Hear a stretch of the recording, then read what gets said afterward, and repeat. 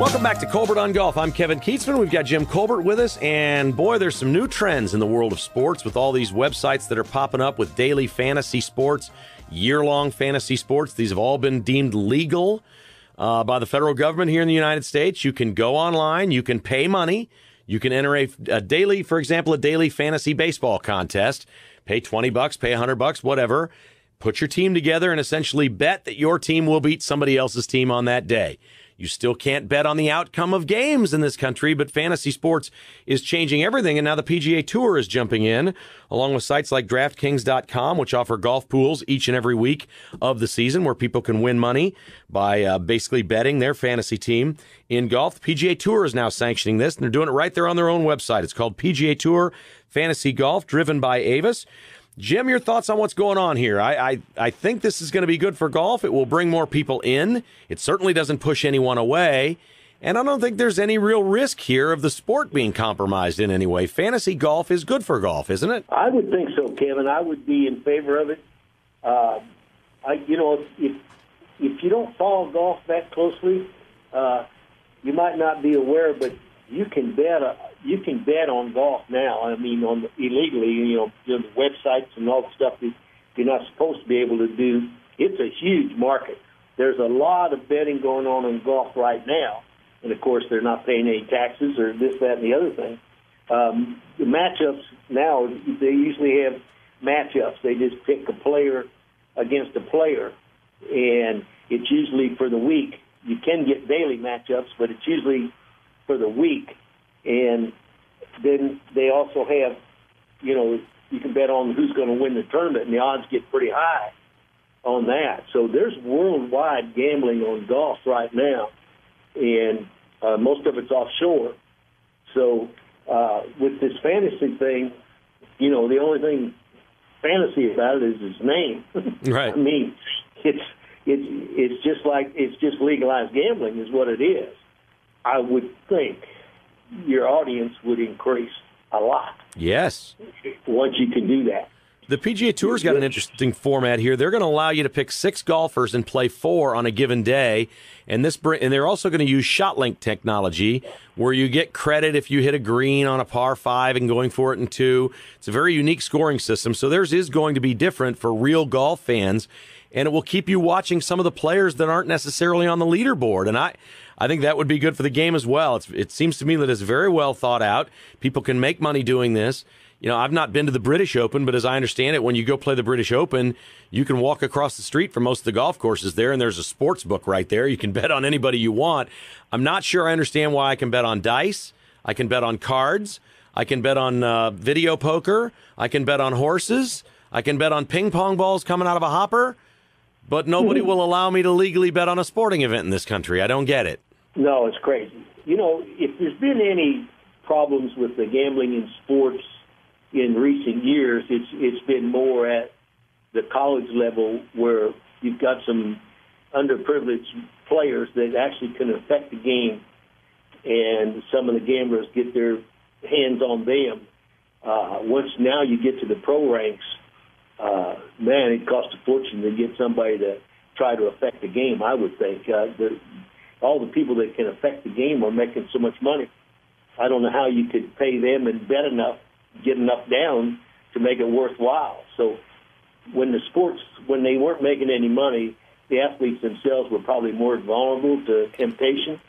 But I don't think there's much of that out there today. And I think you can make a pretty strong argument that if it were legalized, that a lot of the shady characters that are trying to get their hands on people, that their businesses would dry up. Because I think most of those just play into guys that play illegally, just regular folks who like to bet. Exactly. And as a matter of fact, the bookies will do better, the gambling, because they're actually going to have a lot of amateurs betting, they aren't spending 24 hours a day trying to figure out the games. They're just betting a few bucks to have interest in the outcome. Right. And that's the kind of gambler you're looking for. The guy that'll bet $5 or $100 or something like that, where nobody gets killed, but everybody's got an interest in the game, and everybody be talking to each other on the phone or tweeting or texting. So rooting for their pools, because I don't know. I guess it's okay. I mean, I know you're in the pool for the year, trying to pick winners in the major, I guess the world events. And, I mean, it's piqued your interest. Well, sure. Yeah, it keeps you going week to week, and you're always watching where your guy is. I've said for years, I don't understand. We put 80,000 people at Arrowhead on Sundays for Chiefs games, and the majority of those people stop somewhere on the way to the game, whether they're stopping to get beer or food or groceries or gas or whatever. I don't understand why I can't swing into Quick Trip on my way to an NFL game and bet $50 on my team. I'm going to go spend the day out there. It just makes sense. It's good for business. People don't have to do it. It's like anything else. You don't have to do it. There's a million forms of gambling out there that I choose not to do. But I'll tell you what, I follow sports really close. I'd like to be able to bet on some of these things. Sure. It's just, especially when you think you know a lot about sports and everything, it's just matching wits, and you're smarter than the guy that's putting the line down. Right. And you may be. Right. I mean, they can't follow every team, every game in basketball, like they can in football, pro football. There's 16 games a week. Actually, there's 14 games a week. Yeah. You can get pretty proficient at that, but so can they. Yeah. Basketball's a lot. You know how many basketball games there are on a night in college between the college and the pros? It's hard to be on top of that. Do you think golfers, you got 144 to 156 guys teeing off, man, it's hard to know who's good be good that week. Well, what's unique about the PGA Tour fantasy golf is they're going to rank these players. They're going to keep them. They're going to keep fantasy stats for them. And I don't know how many players you'll have to tell me how many players you think will pay attention to that and not pay attention. Again, it's not just based on the score for your tournament. It's the things that you did within the round. You'll get extra points for, being good out of the bunkers, saving par. You'll get extra points or extra credit for reaching a par 5 in 2 and then 2-putting for birdie. So there's some incentive things there that actually boost your fantasy ratings at PGAtour.com. Do you think the players will glance at those rankings from time to time, or do you think they just don't care? I would be surprised if any of the stats come up that they don't already know about themselves. Yeah. I mean, they do care. Nowadays they're not out there by themselves. They got their own. Everybody's got, they call it their team, and I'll guarantee you at the end of the week they're going to say, you hit 61% of the greens, you 3-putted 4 times, you ranked 101st putting this week, and then they have the category where you saved strokes. You saved. You saved 11 strokes this week, by up and downs, and you were second on the stroke save.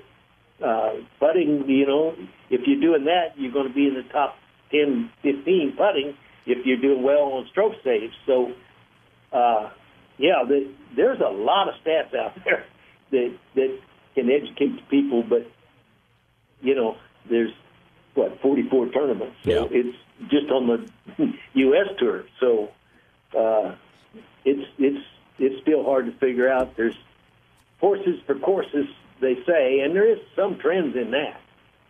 Certain kinds of grasses, some are better on bent than Bermuda, some are better on Bermuda.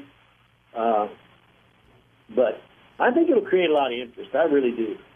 I agree. All right, when we come back and wrap it up here on Colbert on Golf, we nearly had a fight between a couple of golfers this past week on the course. It was in a heated match play match. We'll talk about that next on Colbert on Golf. You're listening to Colbert on Golf, built by Midland Exteriors. Online at MidlandExteriors.com. Midland Exteriors, we've thought of everything.